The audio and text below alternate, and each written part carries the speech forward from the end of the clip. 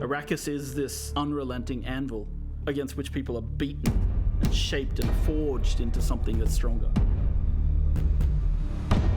There's something very spiritual about that sand, which on the surface is really nothing, but underneath has a really diverse biological backstory. One of my favorite lines from Frank Herbert is, when you end a novel, it's like a train coming into the station that doesn't stop. You just jam on the brakes and let the sparks fly into people's imagination.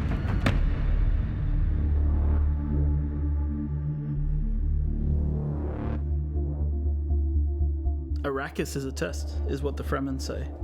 And the player comes right into the heart of that test. Dune Awakening is a survival game at the base level. And it begins like a traditional survival game, like you're looking for water, you're looking for shelter. Where will you find water in the desert? Will you take it from others? So when we talk about survival, sure, we start with the basic kind of survive. And then when you've survived long enough, it's now time to think about political survival and how you progress within the universe.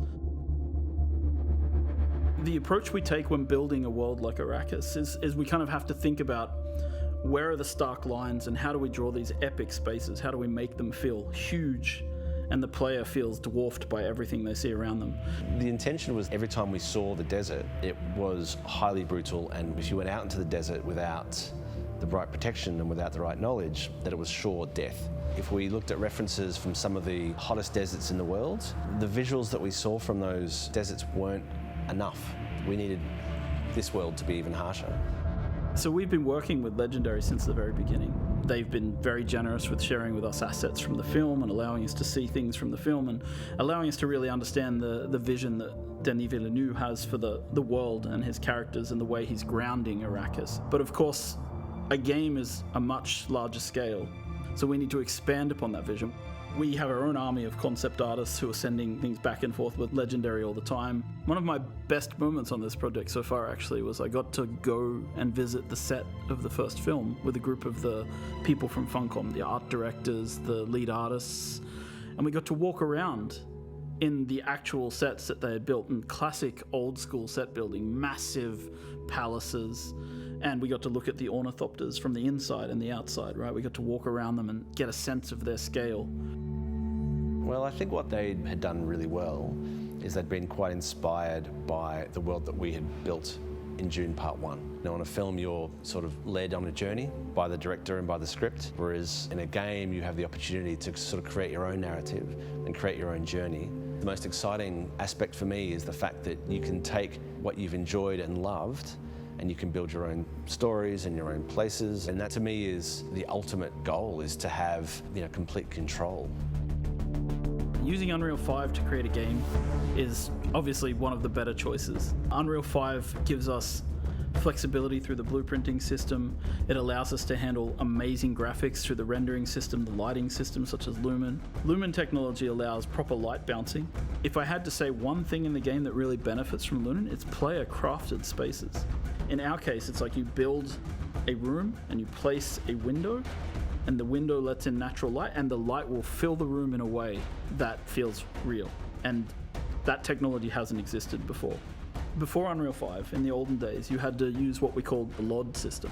And that meant that you had to create assets at different LOD levels, so it doesn't slow down everybody's computer. With Unreal 5, we have this new technology called Nanite that breaks things down into the right amount of polygons at the right distance. So for us, as a company, this has made an amazing difference to the visual detail of the world.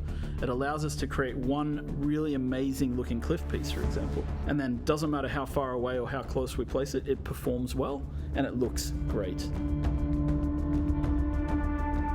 Where Unreal worked for us on Dune was that it was a fantastic pre-production and planning tool.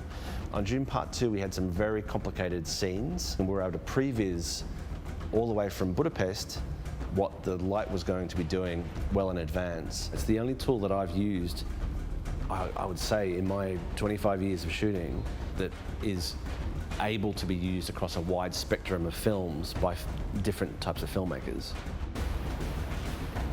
The most iconic creature in the Dune universe is the Sandworm of Arrakis. And so we've tried to represent this in the game in multiple ways. So as a player, your first step's on the open sand.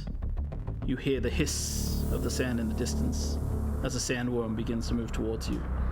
And when it gets close, you hear the roar as it erupts from the sand nearby. And at that point, you have only seconds to live if you cannot make it to rocky ground.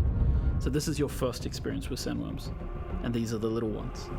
When you go into the deep desert, when you're harvesting spice, the giant ring-mouth sandworms that we've seen in the film will erupt underneath the spice blows and suck harvesters and equipment down into the sand beneath them. There's really only one rule. The sandworm will always come. Humans have always had this innate drive to create something, to build worlds, whether it's in their head, whether it's in text, whether it's on screens, whether it's in games.